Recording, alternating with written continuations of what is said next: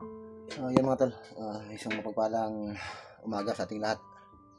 So, update lang ako dito ngayon sa bahay para may upload din naman ako, ano. So, sa lahat ng mga nag-request na nag-PM sa akin, nag-chat sa Messenger na pabalikin nila ako kaagad sa kagubatan para matulungan yung mga ibang kasamahan doon. O, hintay lang kayo. O, hindi ko lang sasabihin kung kailan ako magbalik akyat sa kagubatan.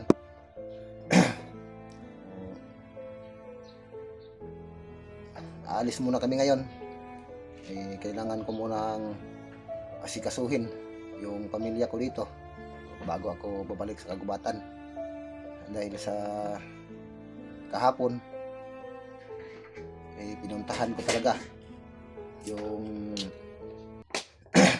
pinagtrabahuan ko na ako lang mag-isa. Kaso wala na, hindi na ako makabalik sa duty doon dahil sa nangyayari na ilang araw o mahigit isang linggo kung hindi ako nagkakamali na hindi ako nakapag-duty doon. So kumuha sila ng ibang SG upang mag-duty doon sa post na pinag-dutyhan ko dati. So sa madaling salita, ay natanggal ako sa trabaho sa pangyayaring yon. So pinalitan ako, may iba na naka-duty doon. Sayang, hindi natin nasahang pangyayari. Sa trabaho ko noon, yung time na yun na nag-duty ako, napag-isipan ko na hindi na sana ako babalik mag-explore sa kagubatan dahil minabuti ko na magtrabaho na lang para matustusan ko yung pangangailangan ng aking pamilya. So kaso minalas tayo sa hindi inasahang pangyayari. Ganito na lang, hindi nila ako pinatahimik. hindi ko rin sila tatahimikin, hindi ko pa rin sila patatahimikin. Ibig sabihin, gagantihan ko sila sa ginawa nila sa akin. So sa ngayon ay si Randy mga tol ay nandun sa labas,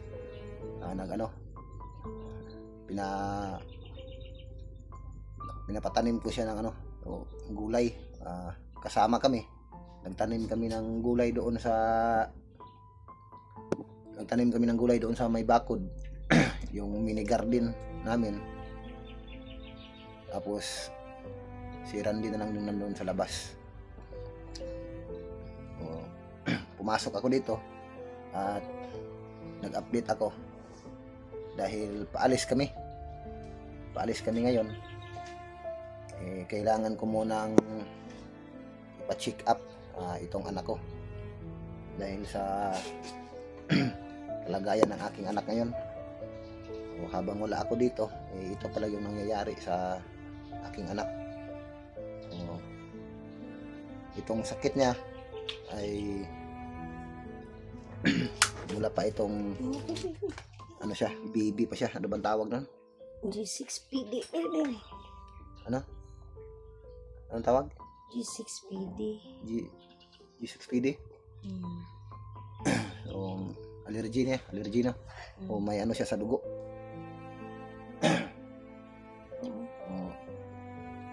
Buti na lang at nandito na ako ngayon sa bahay. Dahil sa time na yun na wala ako dito, walang ibang malapitan yung asawa ko. Time na yun dahil sila lang dito, walang makakatulong sa kanila. Wala silang ibang pwedeng tawagin para may makaalalay sa kanila. Buti na lang at nakauwi ako. So habang wala ako dito, may lagnat pala yung anak ko. So buti na lang pag uwi ko, Nakabili ako ng gamot sa kanya dahil sa kalagayan niya. Ito po yung itsura ng anak ko ngayon. Pati sa tainga. Ito yung Paa niya, paa. ano ko, kinababahala ko sa kanya dahil pati sa loob ng kanyang tainga ay mayroon na ring tumubo ng mga katulad dito sa mukha niya, sa buong katawan niya, pati dito sa kanyang mga kamay, pati sa kanyang paa, sa puwitan niya, halos sa buong katawan niya. Ito na yung nangyayari dahil habang wala ako dito, walang ibang matawagan yung asawa ko para maagapan o mahingian ng tulong para dalhin sa yung bata, check up kung hindi lang yung niya, pati sa ilalim ng kanyang ilong ay may sugat na rin. O Paa sa likod. dalawang bote na ng syrup na naubos niya. Kung ganito pa rin yung Si Teresin mo ako mapalit. kondisyon ng bata. Sa mo mas naman. Halos gabi-gabi hindi siya makakatulog sa sobrang kati ng kanyang katawan. Suko si doktor. Ah. Ayaw kay mapuling. Aalis muna kami ngayon. Dalhin ko siya sa center para malaman namin kung ano ba talaga yung sanhi o mga ano ba yung causes nito sa nangyayari sa kanyang katawan. Malinis naman yung tubig na pinapaligo sa batang ito. O kaso bakit nagkaganito? Kasi yung baby pa siya, ganito talaga yung ano niya. Pagka siguro makakain siya ng bawal, sa kanya, ganito yung nangyayari. Itlog. Kaya grabe, sa time na wala ako dito, ito pala yung nangyayari sa anak ko.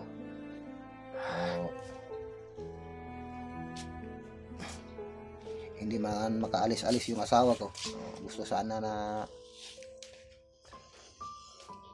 yan yung anak ko sa aking asawa, kaso hindi siya makaalis dahil sa sobrang layo dito sa tinitirhan namin. Tapos kinakapos pa.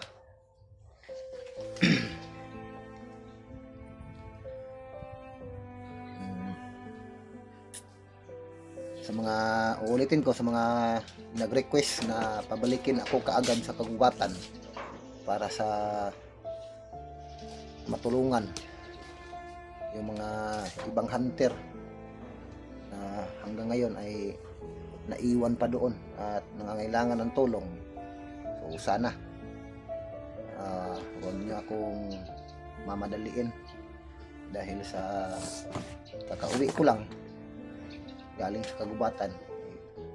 Kahit hindi ako magpahinga, kahit ngayon din ay babalik ako para matupad ko yung request ninyo. Pero kaso kailangan ko munang asikasuhin itong anak ko. Pili na magkalo na. Pili na magkalo. Anong oras na ba? Ano kayo mahuli? Eh, Sige, mag-prepare na kayo para makaalis na tayo. Mahirapan kasi maggalaw itong asawa ko dahil malaki na kasi yung tiyan niya. Tapos may dalawa pa akong estudyante. Oo, okay lang sana kung nandito yung ate ko para makaalalay sa aking asawa. Kaso walang matawag yung asawa ko pag nangangailangan ng kaalalay niya dito. So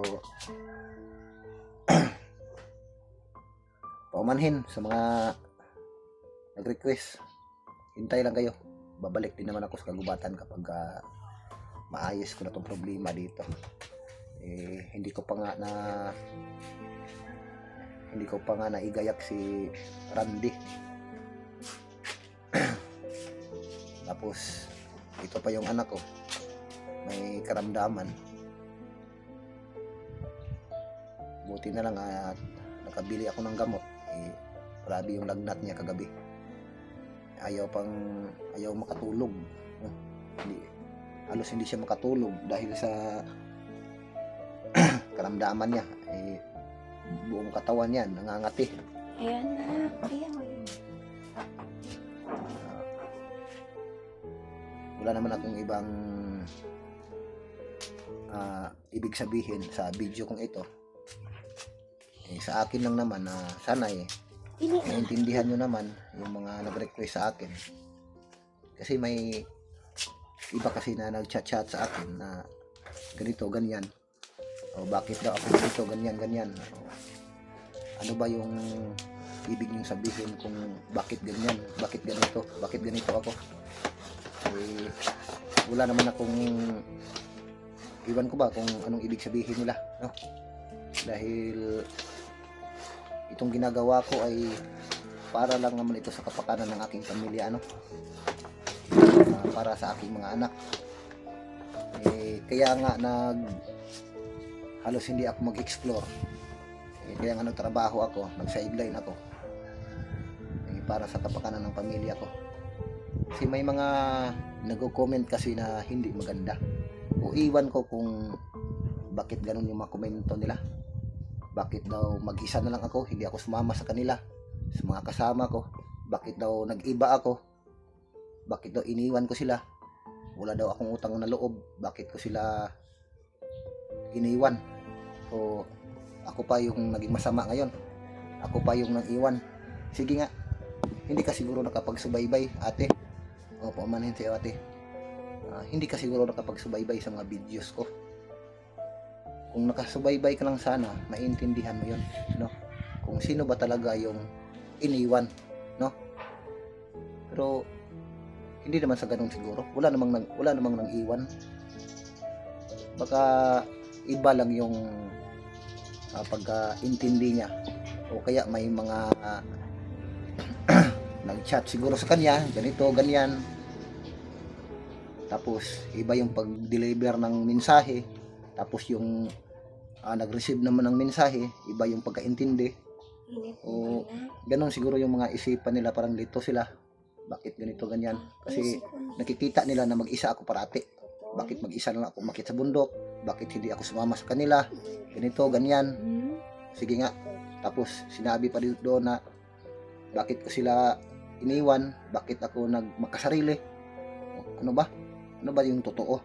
Sige, para malaman ninyo yung totoo, mag-comment kayo sa akin sa Messenger o kaya tawagan nyo ako in personal para malaman ninyo ang lahat. Sige, ganito na lang. Para bagang ginagawa nyo ako na may sala sa kanila. Sige nga, panoorin nyo nga yung video, yung mga previous ko na video, nung nagsimula ako hanggang sa kasalukuyan ngayon. Panoorin niyo. Sino ba yung naiwan sa bundok? At sino ba yung nakababa? O, ako na lang yung naiwan sa bundok. Ako na lang mag-isa, no? Silang lahat nakababa na. Pero bago 'yun nangyari, nakababa sila, nag-message ako sa kanila. Tapos nagbigay sila ng location na hindi ko alam. Yung location na 'yon na usapan namin na doon kami magkikita, pero yung lahat ay walang nangyari, hindi kami nagkita, kaya nakababa sila, no?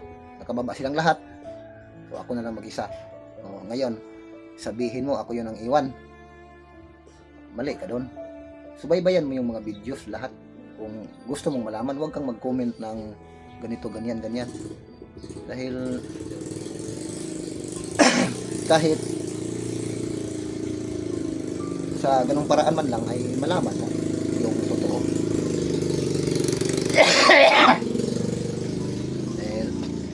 So may mga ano pa, may mga natanggap pa akong mga mensaheng hindi maganda. Pero matagal na yun, hindi ko na naggulang kibo na lang ako. Hindi ko yung pinapansin. Pero sa ngayon na paulit-ulit at nare-recall sa akin na halos na lang ganun, ganyan, ganito, ganyan. Sige nga. Tapos may nagsabi pa sa akin doon na panaihingi daw ako. Kailan ba ako nang hingi sa'yo? No?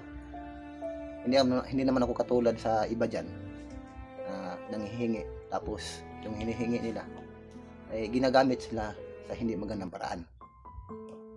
Sa akin kapag may nagbigay, dito naman napupunta sa pamilya ko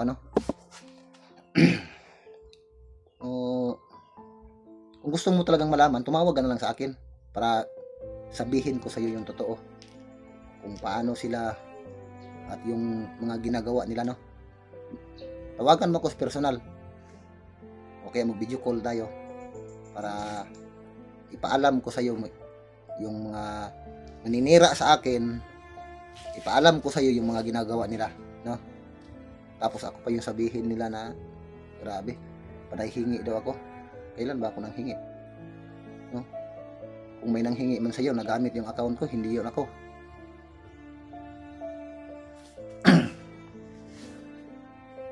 So, kapag nakatanggap naman ako ng biyaya, hindi naman yun para sa sarili kong kapakanan. Ginagamit ko yun para sa pamilya ko, hindi sa sarili ko, no? Pero sa gayon pa man ay ako po ay taos pusong nagpapasalamat, no? Lubos po na nagpapasalamat sa mga taong tumulong sa akin. O ang hindi ko lang matanggap yung mga walang alam na nagsasalita ng hindi maganda. Para bagang ako yung dinidiin nila. Bakit nangyayari ito? Bakit nagkaganito? Bakit nagkaganyan? Uulitin ko para malaman mo ang lahat, tawagan mo ako. Sasabihin ko sa iyo. Hindi itong dahil alam ko naman ito kung sino yung taong tinutukoy mo na nanira sa akin. Kilala ko yan. Darating din yung panahon na yung mga ginagawa niya sa akin babalik din yung sa kanya. Kasi ilang beses na ako nakatanggap ng hindi magandang mensahe, no? In personal. Yung iba parang hindi sila makatiis, nag-comment mismo doon sa mga videos ko ng ganito, ganyan, bakit ganyan ka. Yung iba pinopersonal nila ako, no? Nag-chat sa akin, tumawag pa nga yung iba sa akin. Okay lang, at least na wala naman tayong tinatapakan, wala naman tayong sinisiraan. Ganun talaga. Wala namang masama na wala namang masama na pinapasama. Kasi kadalasan ang nangyayari, yung mga masama, sila pa yung pinapabuti sa paningin ng ibang tao. Pero yung mga mabubuting tao, sa paningin ng iba ay masama.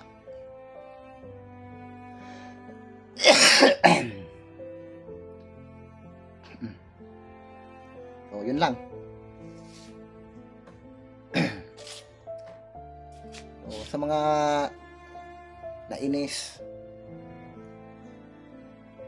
sa mga ayaw sa akin, hindi ko naman kayo pinipilit.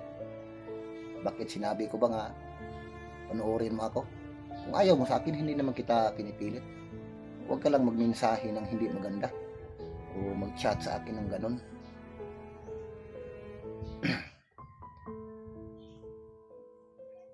Kung baliktarin natin yung sitwasyon, ikaw sa kalagayan ko ngayon, tapos ako yung magkomento ng katulad sa'yo, hindi naman ako galit.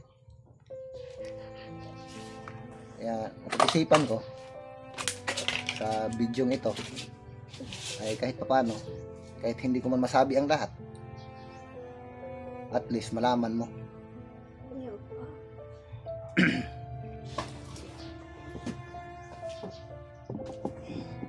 Oh, hindi naman tayo hindi naman natin ipagtataka kasi ganun talaga yung buhay natin. O may mga maninira talaga, no? O sa akin lang masasabi ko sa iyo, kahit dito sa video man lang o kaya sa personal, kung nakaharap ako sa iyo sa personal, kahit sa pagtalikod ko, kung ano ako sa harap mo, sa pagtalikod ko, ganun pa rin. Dahil tunay ako, hindi ako plastic, no? Hindi ako plastic na tao. Tunay ako. Ulitin ko, hindi ako plastic kagaya ng iba dyan, no? Sabihin pa nila na grabe daw ako. Loko yung taong yun na nagsasabi sa akin ng ganun. Hingi ng hingi daw ako. Okay na anam.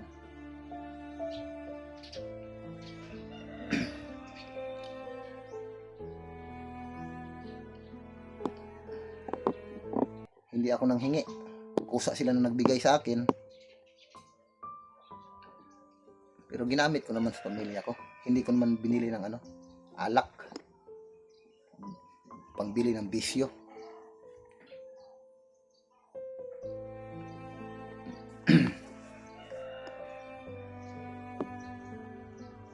Duplikayod na nga tayo tapos sisiraan pa tayo.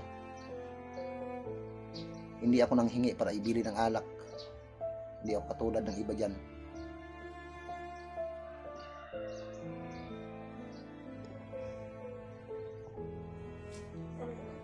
May nagbigay sa akin. Uulitin ko, yung mga binibigay ninyo dito napupunta sa pamilya ko. Ayun na. Nandito yung asawa ko. Kahit piso wala akong mahawakan. Binibigay ko sa kanya lahat. Umakyat nga ako ng bundok na wala akong dala. Dahil minabuti ko na yung biyaya na galing sa inyo na natanggap ko, iiwan ko sa kanila. Ikaw na to. Antay. So maraming salamat. Sana'y maintindihan nyo. Okay. At ulitin ko, maraming salamat. Magandang umaga. God bless.